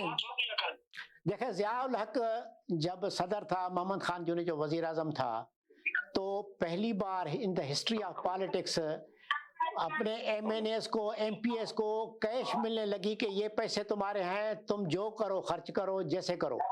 यानी स्कीम से ज्यादा उनके जेब में पैसे डाल दिए गए। मुशर्रफ साहब आए, उन्होंने जो बल्दियाती निज़ाम बनाया उसमें उन्होंने कहा कि बल्दियाती नुमाइंदों से 10 साल तक ऑडिट नहीं होगी, जो मर्जी करें जी, 10 साल तक ऑडिट नहीं होगी। तो बात यह है कि ये जो उसके बाद फिर इमरान को लोगों ने कहा कि हमारे हल्के के लिए पैसे नहीं मिलते, जब प्रेशर पड़ा तो उन्होंने भी कहा हाँ दे देंगे। तो ये जो बुराइयों की जड़ है, ये वक्तन फवक्तन ये जो है ना मामलात खराब होते रहे हैं। इस वक्त बहुत बिगड़ गए हैं। अगर लोगों के मुंह में कुछ न डालें तो आपको बैठने भी नहीं देते। अब ये है कि इमरान खान हो या शहबाज शरीफ हो या कोई भी और पीपल्स पार्टी हो, आती है तो मफादात के इर्द गिर्द सारी पॉलिटिक्स घूमती है। फॉर एग्जाम्पल मैं आपसे सवाल करूं, शुगर माफिया का ये बड़ा हुआ, नहीं छोड़ेंगे नहीं छोड़ेंगे, फिर तेल माफिया का बात आई, उन्होंने प्रॉब्लम क्रिएट करे, तो हुआ सजा किसको मिली? तो उसको सजा हो रही थी ना, न मिली को सुबह सजा हो रही थी। ये तो आपके नैब के जो चेयरमैन है उसने आके ये बात बोली है। देखें जी, एक शहबाज शरीफ को शुगर का टाइकून तो नहीं है ना, बहुत सारे थे, किसको सजा मिली? तो बात यह है कि मफादात की वजह से उनको सब हाथ रोकना पड़ता है और यही खराब। एक सेकंड होल्ड करें जी। हेलो जी, जी हेलो हेलो जी जी बोले जी। देखें प्रोग्राम में ना ये बहुत माशाल्लाह, मुझे नाम नहीं पता, ये जो आपने होस्ट बनाया बहुत माशाल्लाह वेल इन्फॉर्म्ड पर्सन है जी जी जी। ये जुल्फकार अली भुट्टो के साथ इन्होंने टाइम गुजारा है, इसलिए मैंने इनको बुलाया था कि दिलों में भुट्टो जिंदा है, क्या वजह है, उसने कौन से काम ऐसे किए हैं जिसकी वजह से अभी भी वो जिंदा है। तो इस वजह से मैंने कहा थोड़ी रोशनी डाली जाए। भुट्टो तो चला गया अर्से दराज से, मगर अभी तक सिंध में जिंदा है, समझ लिया। भुट्टो के नाम से ही बिलावल भुट्टो बोर्ड लेता है जी, क्योंकि मुझसे बहुत सीनियर आदमी और बहुत माशाल्लाह वेल नोन आदमी, राइट, इजाजत से जैसे इन्होंने वो बल्कि ढाबे वाली बात शेयर की है, मैं भी शेयर करना चाहता हूँ भुट्टो साहब के एजाज में एक बात, अगर इजाजत हो जी करिए। अच्छा देखिए, ये भुट्टो ने क्या दिया, पहले ये सोचें भुट्टो क्यों जिंदा है। पहले ये हमें ये सोचना पड़ेगा, जल हसद की बजाय हमें भुट्टो को क्रेडिट देना पड़ेगा। राइट, जिस एहसास के दौर से कितना माशाल्लाह रहा, आपका मुल्क टूट गया, ठीक है। भुट्टो जिस दौर से आपको जिस मतलब क्या कहते हैं अनसेफ वोट को निकाल कर लाया, लोगों में शऊर पैदा किया, ये कहते हैं ना इमरान खान नजरिया, क्या इमरान खान के नजरियात है भुट्टो का, मतलब भुट्टो से उसका मुकाबला कर रहे हैं, भुट्टो की जूती की जो नीचे खाक है ना, उससे भी मुकाबला नहीं है इमरान खान का। अच्छा एक बात, भुट्टो ने लोगों को शऊर दिया कि सियासत क्या होती है, आपके नजरियात क्या होते हैं, ठीक है। भुट्टो ने आपको शऊर दिया कि पासपोर्ट क्या होता है। उससे पहले तो ये एस्टैब्लिशमेंट पासपोर्ट अपनी मर्जी के लोगों को देती थी, मतलब कोई जो जैसे होते थे। एक नजरियात लेकर आए ना बिलावल जुल्फकार अली भुट्टो और इमरान खान, दो नजरियात लेकर आ रहे हैं। इमरान खान का कोई नजरिया नहीं, खुदा के लिए इमरान खान का नाम भुट्टो से लेते हुए लोगों को 500 बार सोचना चाहिए किसके साथ नाम ले रहे हैं इमरान खान। ऐसी बात ना करें प्लीज, भुट्टो की रूह को तकलीफ ना दे इमरान खान का नाम उसके साथ जोड़कर। एक बात, अच्छा मैं इनसे एक बात शेयर करना चाह रहा हूँ। भुट्टो साहब ने जब नजरिया दिया ना रोटी कपड़ा और मकान जी, रावलपिंडी में एक रोड का नाम है लियाकत रोड, वहां पर एक अली बाबा का रेस्टोरेंट होता था।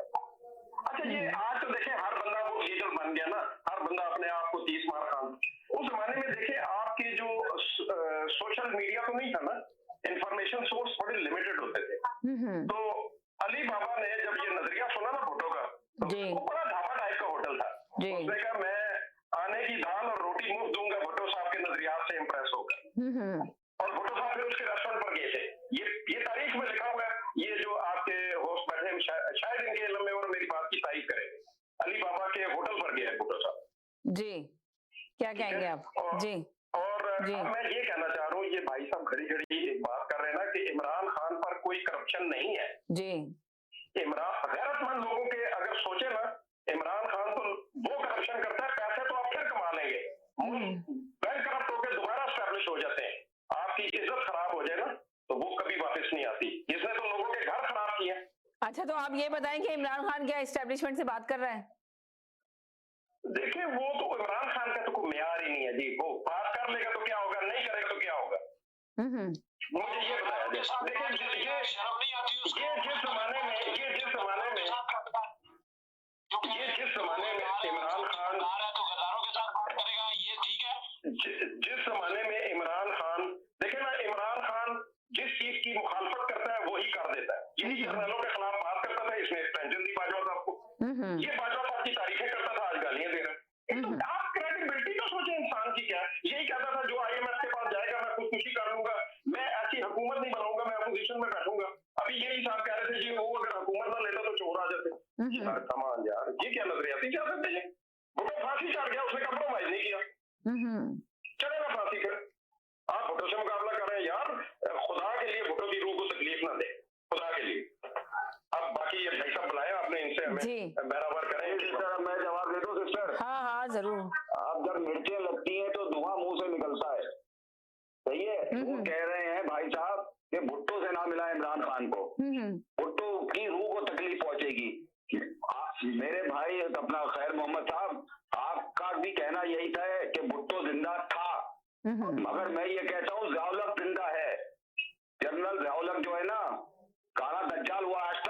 है, क्योंकि उसकी 2 औलादे, एक भगोड़ा भागा हुआ है लंदन और एक जो है अभी वजीर आजम बना हुआ है, कि जो उसके जूते पॉलिश कर करके वजीर आला बना, फिर आज के दौर में उसने जूते पॉलिश कर करके वजीर आजम बन गया।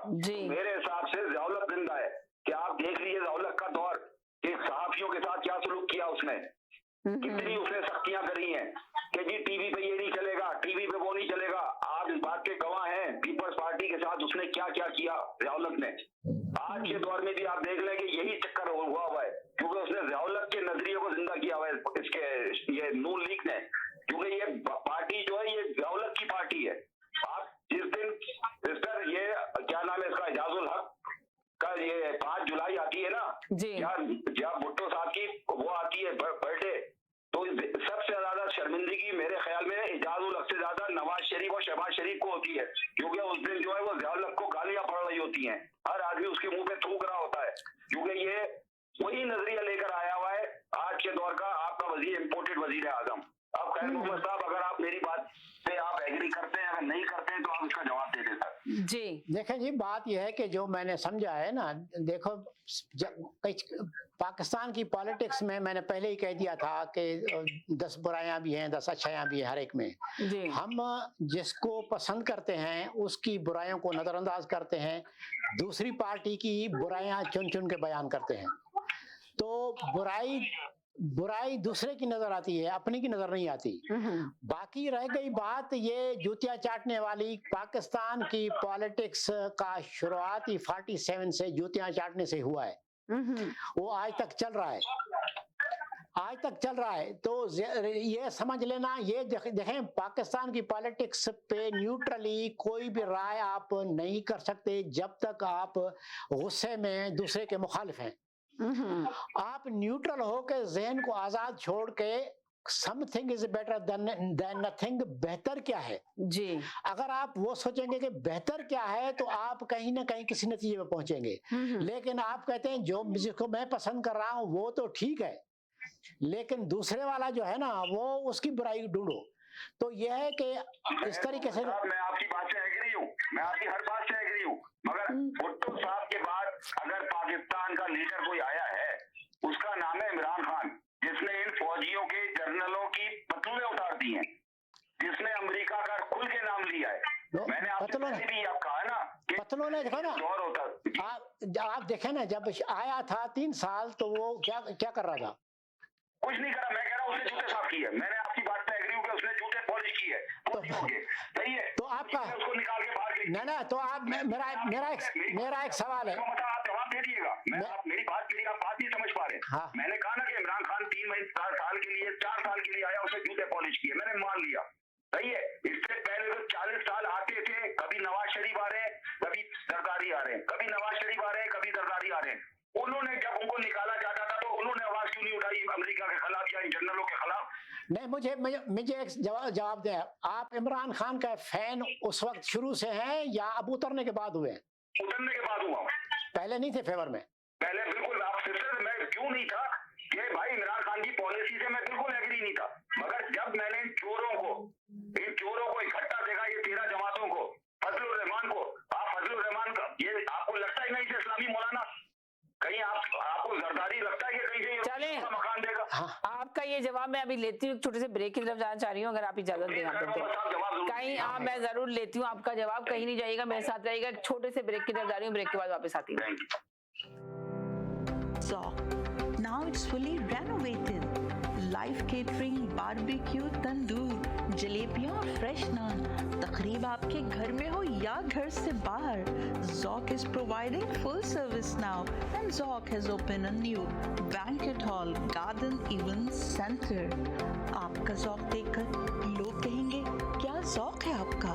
All right now 905 625 7786 Zoc वालों के लिए। बाबा, ये मेरे वाला कलर नहीं है। नेक्स्ट ईद पे बेटा। थैंक यू दादा। ये लो बेटा। अरे मेरा बेटा, ईद मुबारक। ईद मुबारक। अरे आज अपना ब्लू कलर नहीं पहना? ये लो बेटा, ये रहा तुम्हारा गिफ्ट। वाओ, मेरा फेवरेट कलर। मजा तो फेवरेट कलर के कुर्ते से ही है।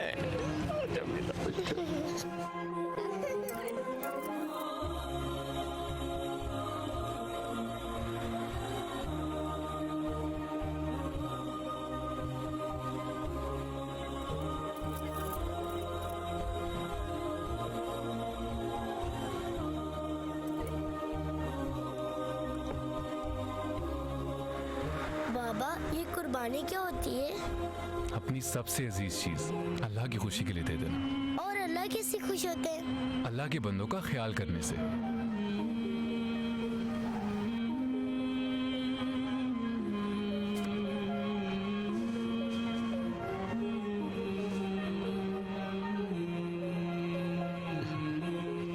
क्योंकि कुर्बानी से ही तो ईद है। The team of two, just for you.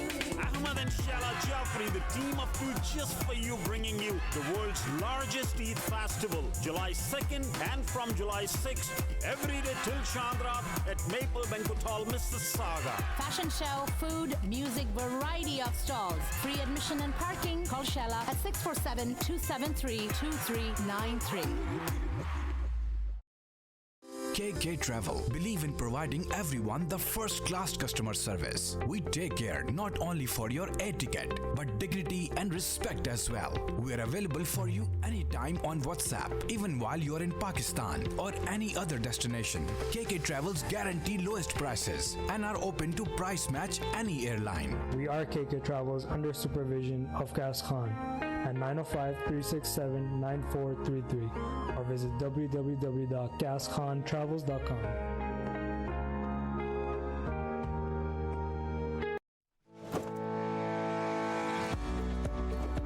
डिक्सी electronics और अप्लायंसेस पिछले 16 सालों से खरीदारों की खिदमत कर रहे हैं। हम लगातार 4 सालों से खरीदारों की पहली पसंद बने रहने का अवार्ड हासिल कर चुके हैं। हम किचनर्स, बॉश, वर्लपूल, एलजी, सैमसंग और जनरल इलेक्ट्रिक के ऑथराइज्ड डीलर हैं। 5 स्टार खिदमत का लुत्फ लें। हम आप सभी को टीवी सबसे ज्यादा रियायती दामों पर देने की गारंटी देते हैं। www.dixieelectronics.ca हमारी वेबसाइट पर जाएं या अभी कॉल करें 905-625-5900। सभी बहुत ही मुनासिब कीमत पर दस्तयाब हैं जो आप आसानी से ले सकते हैं। At Dixcy we sell quality and deliver confidence.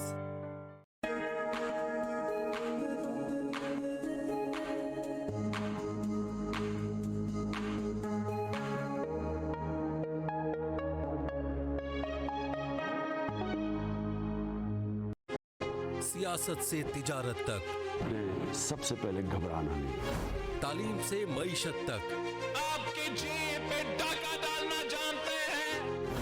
सेहत से सनत तक चोर घर में आ चुका है जनाब स्पीकर। हुकूमती ऐवानों से चाय खानों तक कोई नहीं बच पाएगा तकरार से। कौन, कब, कैसे, क्यों जैसे सवाल बनते हैं मौजू प्रोग्राम तकरार में। देखते रहिए तकरार कनाडा से बराह रास्त समीना जबीन के साथ मंडे टू फ्राइडे सिर्फ आवाज एंटरटेनमेंट पर। अगर आप चाहते हैं खूबसूरत visiting card, sign boards, bill boards तो कॉल कीजिए अमनदीप सिंह को 416-577-5128 416 डिजिटल साइन। देखिए खेल की आवाज हर पीर रात 8 बजे।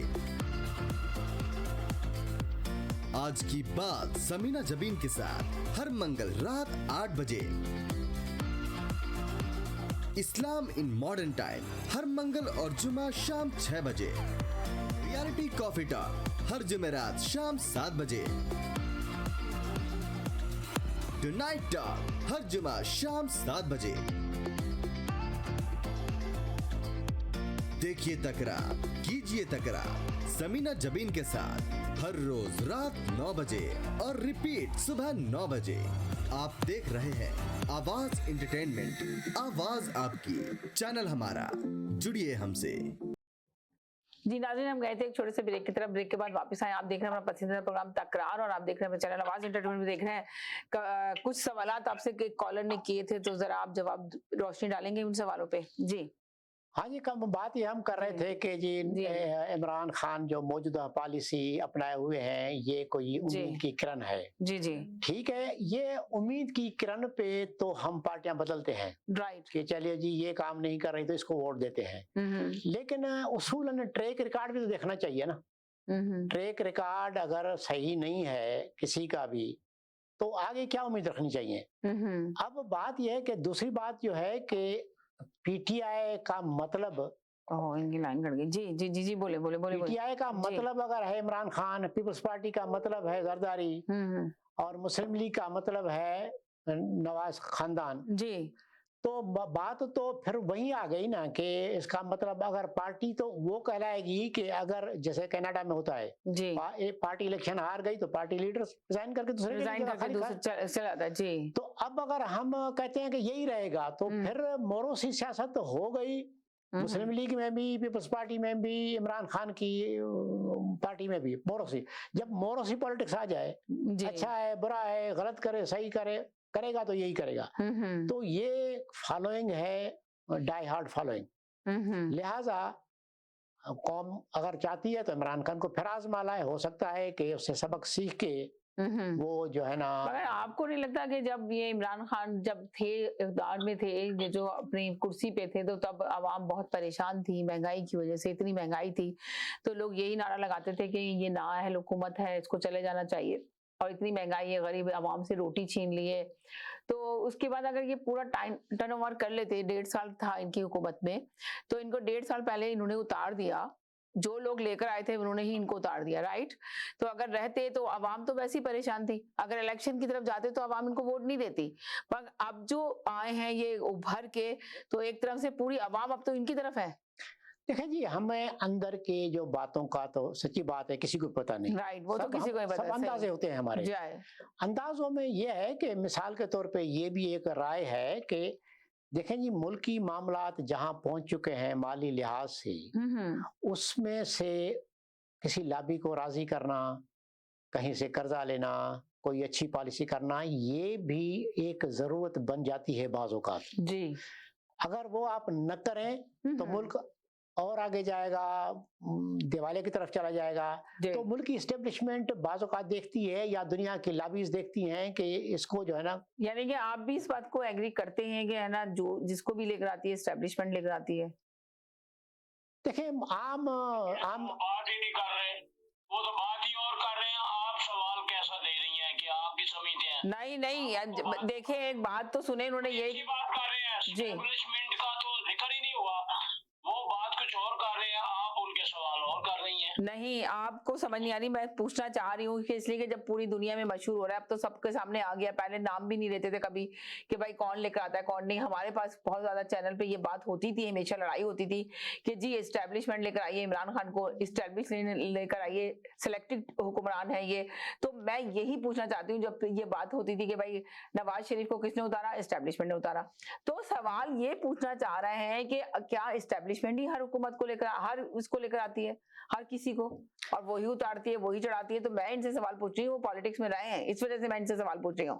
आपकी समझ में नहीं आ रहा तो आप ये बात देखें जी, बात ये है कि एस्टेब्लिशमेंट तो एक स्लोगन हो गया है ना, मतलब कोई उनका कसूर होगा भी तो एक डाकू होता है ना इलाके का, वो जो चोरियां जितनी होती हैं उसके खाते में डाल देती है पुलिस जी। इसलिए आसान है ना, आसान है।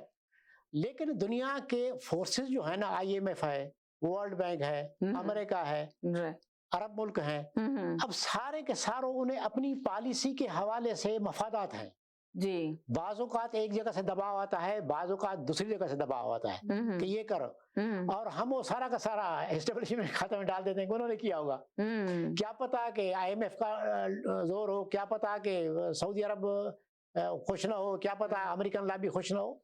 ये एक फोर्स थोड़ी है जी, कई फोर्स हैं जिनमें अब हमने फोकस कर दिया है, बस ये उसी की गलती होगी। तो ये है कि हमें मामलात को बहुत गहराई से और मल्टी डायरेक्शनल सोच से देखना चाहिए जी।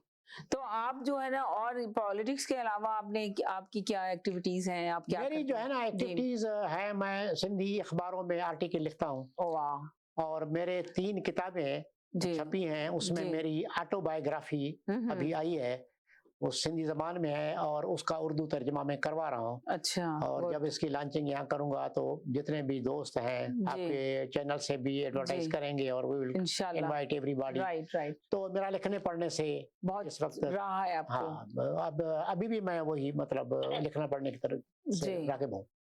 जी हेलो जी। भाई का शुक्रिया अदा करते हैं। जी मैं इमरान खान की इमरान खान की बात नहीं कर रहा जी। इन्होंने कहा कि मफादात होते हैं। जी मफादात होते हैं, राइट। खैर मोहम्मद खान साहब से मेरा खैर मोहम्मद साहब से ये सवाल है जी, खैर मोहम्मद साहब से जी कि जैसे सर आपका बेनजीर भुट्टो के दौर की बात कर रहा हूँ मैं, क्योंकि मैं भुट्टो साहब के जमाने में तो पैदा हुआ था, तो मैं भुट्टो साहब को इतना नहीं जानता, मगर जो उनकी तारीफें हैं सुनहरी अल्फाजों में लिखी जाती हैं, जो उन्होंने पाकिस्तान के लिए खिदमत करी। तो बेनजीर दौर के अंदर सर जो बेनजीर के करीबी लोग थे, नाहिद खान का आप नाम ले लें, उनके हस्बैंड का नाम ले लें, आप मखदूम अमीन फहीम जो बेचारे दुनिया में नहीं रहे आप उनका नाम ले लें। तो सर जब इन्होंने इख्तिदार संभाला आपके आसिफ अली जरदारी ने, तो इन लोगों को पीछे क्यों कर दिया? पीर मजरूल हक का नाम ले लें आप, मैं आपको इसको जवाब देता, घोड़ों का नाम ले लें आप, मैं आपको जवाब दूं इसका नाम ले लें आप, ये इन लोगों को पीछे क्यों कर दिया गया सर? मैं आपको इसका एक यूं जवाब देता हूं कि देखें, बड़े ये तो जरदारी कुछ नहीं है, बड़े बड़े लीडर पाकिस्तान की हालात में कंप्रोमाइज कर जाते हैं। मैं बेनजीर के दौर को मैं ऑब्जर्व कर रहा था क्लोजली, तो ये हुआ ये कि बेनजीर ने इंस्ट्रक्शन दी थी कि ये जो MP MNA है मेरे पास जब आए तो पहले मामला डिस्ट्रिक्ट के पार्टी लीडर से डिस्कस करें, वो उसके बाद मेरे पास आए। उसका मतलब है थ्रू पार्टी लीडर मेरे पास पहुंचे। वो चाहती थी कि वर्कर और पार्टी को स्ट्रांग करें और अहमियत दें, बिल्कुल। तो नतीजा क्या हुआ कि 2 साल बाद उसको जो है ना उसके अदम एतमाद आने लगा, कौमी असेंबली में अदम एतमाद पेश हुआ जी। अब क्या करें, उनको वोटों, कौमी असेंबली के मेंबरों की जरूरत पड़ी वोटों की। अब उनको राजी करने के लिए उन्होंने कहा चलो इस पार्टी को भी मैं हटाती हूँ, आप जो कहेंगे मैं करूंगी, हुकूमत बचे। तो नतीजा हुकूमत उनकी बच गई, लेकिन वो जो VN लेके चली थी वो VN नहीं चला। मफादात की लड़ाई की वजह से इर्द गिर्द देखें कौन लोग हैं जी, वो चलने नहीं देते। आप उसको रियलाइज करें ना, ये थोड़ी है कि मैं अगर बैठ जाऊं या इमरान खान बैठ जाए या कोई बैठ जाए तो वो बस मेरिट पे चलाना शुरू कर देगा। चलने देते हैं लोग पाकिस्तान में, ये सोचे। तो सर मैंने आपकी बात पे एग्री कर लिया हूँ, फिर आपकी बात पे एग्री, तो ये आज इन्होंने इनके साथ मुआहिदा कैसे कर लिया, ये नून लीग के साथ, कि उन्होंने शहीद मोहतरमा बेनजीर भुट्टो के साथ जो उनका सलूक था, अगर आपको याद हो खैर मोहम्मद साहब, उन्होंने क्या क्या उस मजलूम औरत के ऊपर नई जुल्म ढाए, आपको सब पता है सर। तो आज वो उनकी गोद में क्यों बैठे हुए हैं आपके आसिफ अली जरदारी? तो भाई मफादात की लड़ाई है, वो मफादात का जो ग्रुप है ना वो हावी हो गया है ना, उनके कंट्रोल में आ गए ना पार्टी। एक सेकंड होल्ड करें जी। हेलो जी, अस्सलाम वालेकुम जी। ये जो मेरे मोहतरम भाई सवाल कर रहे हैं ना जी कि नाहिद खान का और ये सारे ये लोग क्यों छोड़ गए पीपल्स पार्टी, देखिए एक तो इन्होंने छोड़ी नहीं है, पहली बात ये कंफर्म है, छोड़ी नहीं है। कुछ मामला ऐसे हैं जो मेरा ख्याल है इस तरह पब्लिक फोरम पर नहीं करने चाहिए, अंदरूनी मामला पीपल्स पार्टी का जी। लेकिन जो पब्लिक का मामला है ना, ये भाई साहब इन्होंने खुद कहा, मुझे भुट्टो साहब का नहीं पता, तारीफें सुनी, ये इन्होंने पूरे होशो हवास में सियासत को समझा अल्ताफ भाई से और इमरान खान से। अब इनसे सवाल है कि इमरान खान को जस्टिस वजीउद्दीन एफएक पर ये लोग क्यों छोड़े? ये जरा चले, बाकी तो चले माफिया थे ना, ये 2 बड़े जेन्युइन लोग थे, और 1-2 और भी नाम लूंगा, ये इनसे पूछ ले तो मेरा ख्याल है इन्हें नाहिद खान की फिक्र नहीं रहेगी। ये जरा जवाब लेके देती जी जी जी सर जी सर। भाई ने भी आगे जवाब दिया, ये खैर मोहम्मद साहब बता देंगे, मैं तो पीपल्स पार्टी से मेरा क्या लेना देना, खैर मोहम्मद साहब ही बता देंगे क्या नाहिद खान ने पार्टी छोड़ी थी या नाहिद खान को पार्टी से निकाल दिया था। देखें जी, मैं प्लीज मेरी इस बात को प्लीज का जवाब देते सर। मैं देता हूं जवाब आपको। देखें जी, पार्टी जो होती है ना वो जुल्फकार भुट्टो के जमाने में, जिसको आप सब लीडर मानते हैं, उस जमाने में भी पार्टी लीडर बाज़ औक़ात ड्रॉप हो जाते थे, छोड़ जाते थे, किसी को निकाल दिया जाता था। पार्टी जब 50 साल चलेगी तो कुछ लोग आएंगे कुछ जाएंगे। अब ये कौन सी गारंटी है कि पहले दिन से जो चला हुआ आखिर तक चलेगा? बाज़ औक़ात नजरियात से इख्तलाफ हो जाता है, वो कहते हैं ठीक छोड़ दो, किसी को जो है ना दूर कर दिया जाता है। ये पार्टी के मामलात हैं, चलते रहते हैं। आप उसको सारे लोग पहले दिन से आखिर तक चले, ये कहीं नहीं होता जी। तो आपका कहना ये है सर कि ये अपना आसिफ अली जरदारी ने मफाद में आके इनके नून लीग से मुआहिदा किया। तीनों पार्टियां मफाद पे चल रही हैं। उन्होंने कहा तीनों पार्टियां मफाद पे चल रही हैं। सुनने गौर से, तीनों पार्टियां कहाँ से चल रही हैं? इमरान खान से तो वो रोज एनआरओ मांगते थे, वो कहता था नहीं दूंगा। अब आपने देखा इन इस पार्टी में एक तरफ है, एक अकेला एक तरफ खड़ा हुआ है खैर मोहम्मद साहब। वो देखे ना, ये आप जो है ना जज्बाती हो के आंखें बंद करके फेवर कर रहे हैं उसकी। बात ये है कि उनके वो क्यों भाग गया छोड़ के, उनका जो है ना जुल्फी बुखारी होदा मुल्क से क्यों चला गया? जुल्फी बुखारी भाग गया, हुकूमत छोड़ के चला गया था ना। शहजाद अकबर क्यों मुल्क छोड़ के चला गया? जाफरी साहब मैं आपसे नहीं पूछ रहा, मैं भाई साहब से पूछ रहा हूँ, बड़े भाई से। तो जी खैर मोहम्मद साहब, सवाल है, आपने सारा मजा ही किरकिरा कर दिया। आप उधर की बात उधर ले जाते हैं, उधर की बात उधर ले जाते हैं, कोई ना कोई तो गलत। यार जो टॉपिक शुरू हुआ है उनके पे जरा दें, उनकी बातें सुनने दो। मेरा सवाल है इनसे, अपना समीना से किसी दिन जुवेद मियां दाद को लेके आओ, जो क्रिकेट वालों को जानता है और जो इमरान की हरकतें जानता है। आज सुनिए, भुट्टो की दिल खुश हो गया है। अल्लाह ताला इनको खुश रखे और जिंदगी तंदुरुस्ती दे, मजा आ गया है। खैर मोहम्मद साहब, मेरी आपसे गुजारिश है, जरा नवाज शरीफ के बारे में भी कुछ बता दें, इनका दिल शादमान हो जाए। बिल्कुल कह रहे हैं इनका दिल शादमान हो जाएगा बिल्कुल। अगर आप जरा नवाज शरीफ के बारे में भी दो चार लफ्ज बता दें। आप देखें, सबको करीब से देखा नवाज शरीफ को मैंने करीब से नहीं देखा, मैं मीडिया के थ्रू देखा है।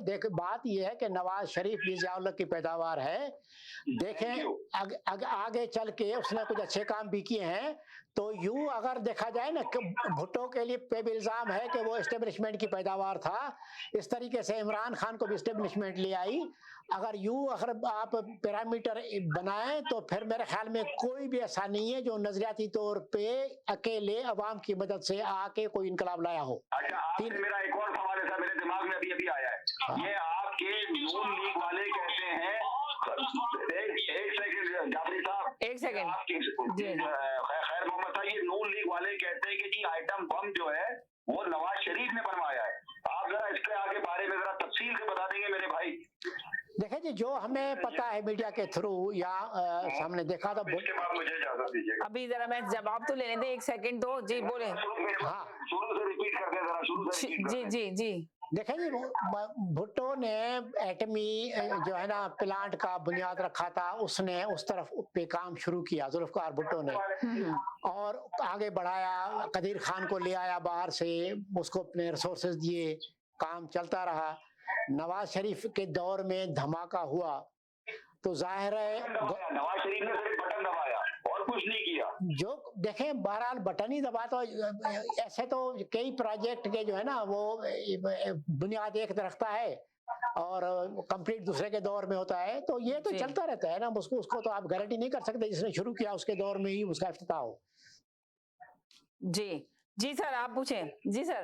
देखिए, खैर मोहम्मद साहब ने बहुत जवाब दिया बटन दबाने वाला। और ये इनको बेसिकली वो मैंने बताया ना, ये सियासी लोग नहीं है, ये सिर्फ अगले पर अपनी वो जबरदस्ती के फजूल सवाल करके वो। चले आप जल्दी से छोटा सवाल कर लें, आज अभी मैं प्रोग्राम को खुदाफिज कह रही हूँ, खत्म करने वाली हूँ।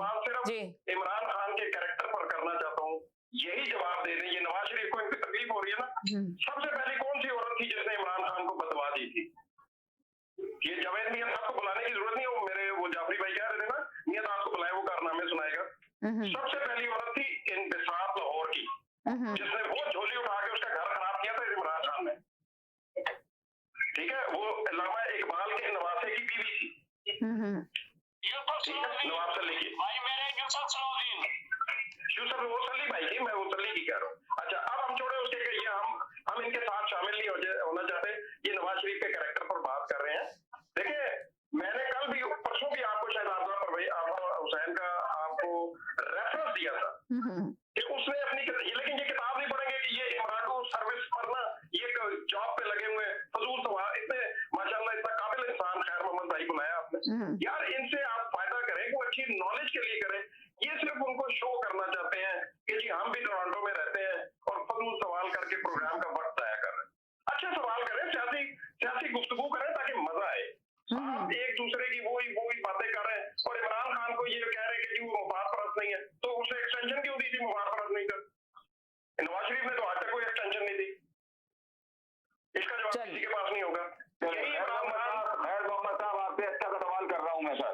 जी करें। जुल्फकार अली भुट्टो साहब का वजीर आजम। लास्ट सवाल है आपका बस सिर्फ ये खातून अव्वल की हमारी नुसरत भुट्टो जी।